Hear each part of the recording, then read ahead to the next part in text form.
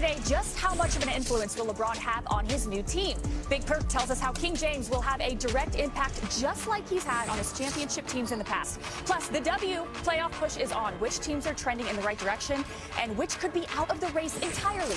Coach Peck joins us. And the T-Wolves traded for LaMelo this offseason. But does that cement them as one of the best backcourts alongside Ant? We debate it right here on NBA Today.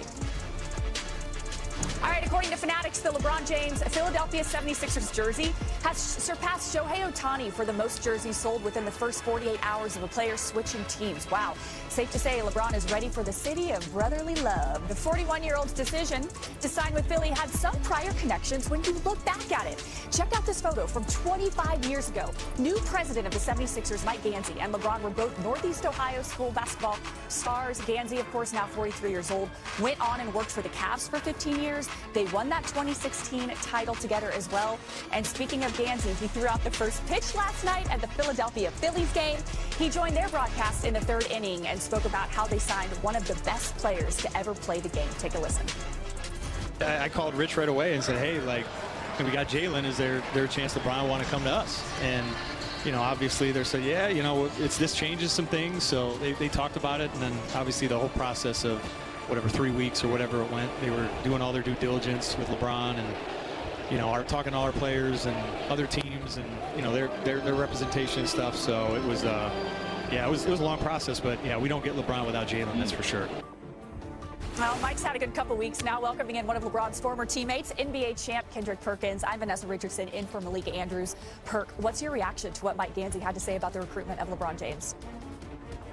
Well, I mean, I wish it was a moment for us to have a previously on NBA Today, because I've been saying this since it happened, that Jaylen Brown was the piece that actually moved the needle. But again, you think of, every time I think of someone making these comments and talking about the 76ers and you think that they could possibly go on and win the championship, I always got to think about the Boston Celtics and Brad Stevens. Like, this is going to be tied to them for the rest of the, I mean, for the history of the NBA. It's going to be tied to them for the simple fact that not only did you trade an all-NBA caliber player to a rivalry team, but now you know that that was the deciding factor to land arguably the greatest player to ever play the game that is still playing at an all-NBA level that possibly could go out and win a championship. If the 76ers go on to win the NBA championship with LeBron James and Jaylen Brown, it will stain the Boston Celtics forever, for the rest of the NBA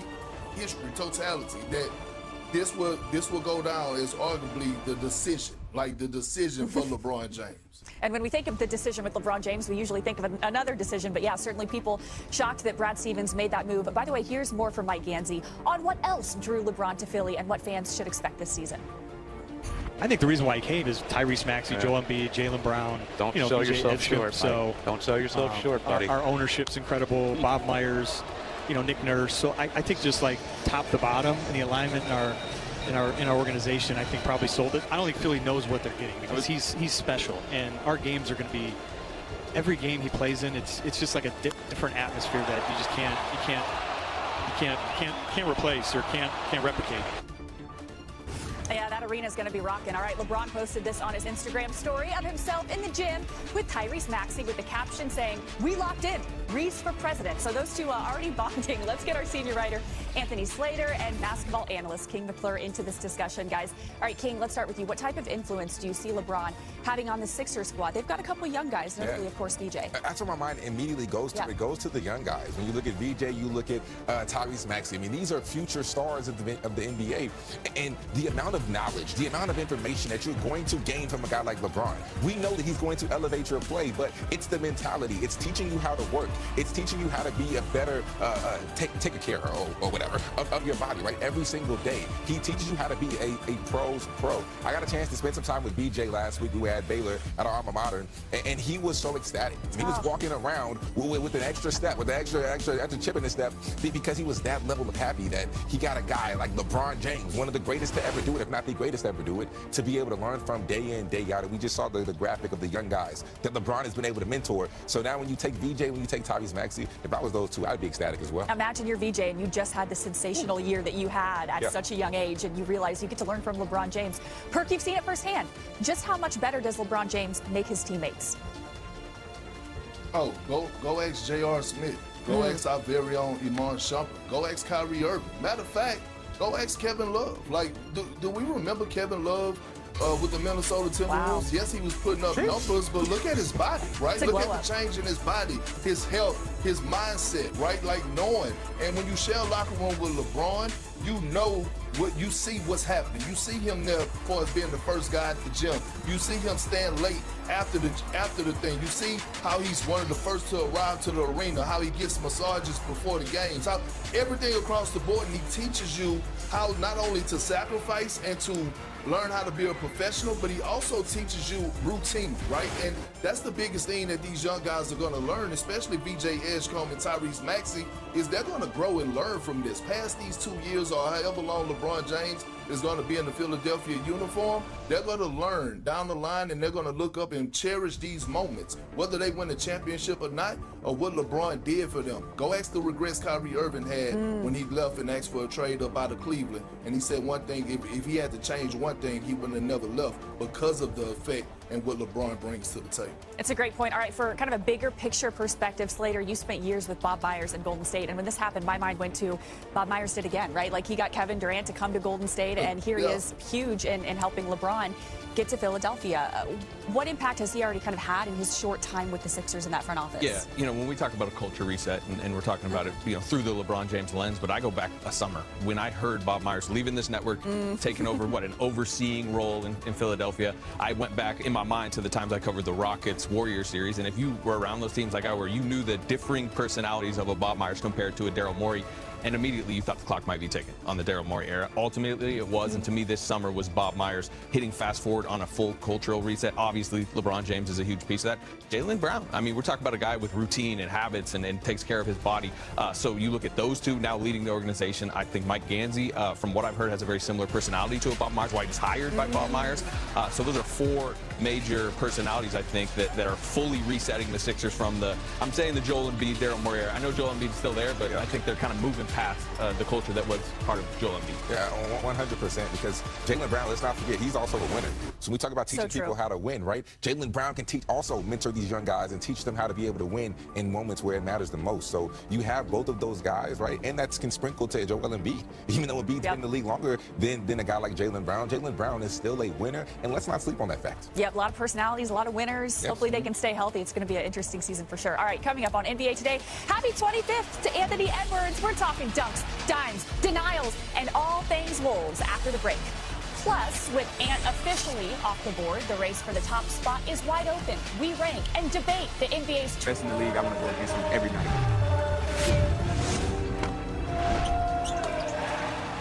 With the first pick, the Minnesota Timberwolves select Anthony Edwards. I bet I'll be A1 from day one.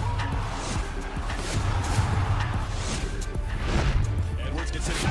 The electricity in this kid's game off the charts. You feel like you have something to prove? Sure. I feel like I still got something to prove. Are you not entertained, ladies and gentlemen? Happy 25th birthday to Anthony Edwards. Ant already has a long list of accolades, highlights, and accomplishments, but what doesn't get talked about much is his way with words. Popeyes, Ant? Yeah, man. I had Popeyes after the game. I could have went to the MLB. Can you swim? Yeah, like Michael Phelps. Tennis, swimming, lacrosse, whatever you need me to play, I'm going to go do it. Teams in the similar spots beside you in the table. Where you from, Jim? Ireland. I like your accent. I think when Rudy hit the turnaround, I was like, yeah, we probably got him. Yeah, I told him. I said, I'll see y'all for Game 7. I have not been to Minnesota in probably 20 years. Bring your ass. I'm going to shoot with left hand the entire game. That's going to mess up your field goal percentage, though. It's an all-star game. Ain't no field goal percentage. The ref kind of like putting the ball all the way towards him. He already 8 feet tall. He got to put it on my side and throw it towards me, so I got an advantage. The NBA Research and Development Department listed you as the 7th hottest player of all time. Do you When agree? you say hot, what you mean? You talking about what, basketball? Handsome, attractive. Oh, man. And is truly one of a kind, one of the most entertaining players by far to cover in the league. So let's run through what he does on the court. A little this or that Ant-Man edition. First up, Kendrick Perkins, Star Slayer. In the 2024 playoffs, Edwards hits that tough jumper over KD. Or how about the 2025 playoffs, Edwards steals the ball, rises up over Luka for the slam. Nah, I'm going with the tough Trey Ball off the dribble over KD because that was I'm here moment in the postseason, and they went on to sweep the Phoenix Suns in that series. And the noise talking afterwards to Kevin Durant, the guy that he looked up to, the guy that he idolized, like that's something. King, you're next. Edwards has his share of insane plays like the sequence from 2022, gets the steal against the Bulls before beating the buzzer. Or how about in 2024, he crossed on Xavier Tillman before throwing it off the glass for the dunk? Yeah, you gotta go with the crossover on Xavier Tillman. Oh my goodness. Getting in his bag, throwing it off the backboard. This is just absolutely filthy right here. And then the athleticism at the end to be able to flush it. Yeah, that's definitely that. And he does it with such ease. All right, Slater, Ant-Man is also clutch. Let's go to this season. Down 2, steps back, gives the Timberwolves the lead with the 3. Or against the Clippers, he says, I don't like your double team, and ices the game with a wild corner 3. I like the corner one because in front of the bench, because as we established early in this segment, he's a good talker, and I think you get a great chance to chirp a little bit when you do it in front of somebody's bench. So anytime he can interact with the crowd, with the opponents, with his own teammates, I'm picking that. He does enjoy chirping, including sometimes with coaches. All right, Perk, how about this or that block? Game on the line against the Pacers. He hits his head on the backboard for the game-saving block. Or against the Lakers, Edwards does not even allow AD to get the shot off. Which one, this or that? Not the one against the Pacers. Like, that's one of the best blocks by a guard in NBA history. Like, seriously, like, you got to put that up there. Look at it. And it was with the left. The authority. Like, as a center, do you understand how hard it is to block shots with your opposite end? He said, got that. He said that he watched Dwayne Wade blocks growing up, and he reminds him as a shot blocking guard. He's also got a lot of posters. How about 2021? He baptized it. Look at his baptism. Or when he broke the internet with his poster over John Collins. This is a tough one. This or that. Oh, John Collins. Because John Collins is a freak athlete himself. So the fact he tried to meet him at the rim and ended up on his back, oh my goodness. You're not calling Yuta? I need to change his name to John the Baptist. John the Baptist. Taking the church, Perk. That's a good one. All right, let's stick on the topic of Ant, shall we? He was in the gym working out with his new backcourt mate, LaMelo Ball. 2020 #1 pick, the 2020 #3 pick, joined forces this year in Minnesota. Oh, and check this out. Second pick of last year's WNBA draft was on the other court. Love, love, love Olivia Miles' game. She is so fun to watch. All right, Perk, this Wolves team is going to look a lot different than the past several seasons. What do you think their ceiling is this season? Well, I think they ceiling that they can reach the NBA Finals, to be honest. I expect Anthony Edwards and LaMelo Ball to be the best backcourt in the NBA. I expect Anthony Edwards to have an MVP-type season and to lead the league in scoring, just off of being able to play his natural position at the 2 guard. Do we realize that Ant-Man, over the last 2 seasons, has made 525 three-point shots, and a lot of them has been self-created, and now all of a sudden he gets an opportunity to play with someone like LaMelo, who's going to set the table. LeBron James has reached a stage in his career where his impact extends far beyond the scoreboard. His presence alone changes the expectations of an entire franchise, creating a culture where every practice, every game, and every decision carries championship-level importance. That mindset can be just as valuable as any stat he produces on the court. Philadelphia also appears to have assembled a roster with the right balance of youth and experience. Established stars bring confidence in big moments, while younger players provide energy and a willingness to improve. If that balance continues to develop, the team could become much stronger as the season progresses. The biggest challenge will be maintaining consistency from opening night through the playoffs. Every contender experiences adversity, and the teams that overcome injuries, pressure, and difficult stretches are usually the ones that earn a chance to compete for a title. Staying united will be essential when expectations inevitably grow.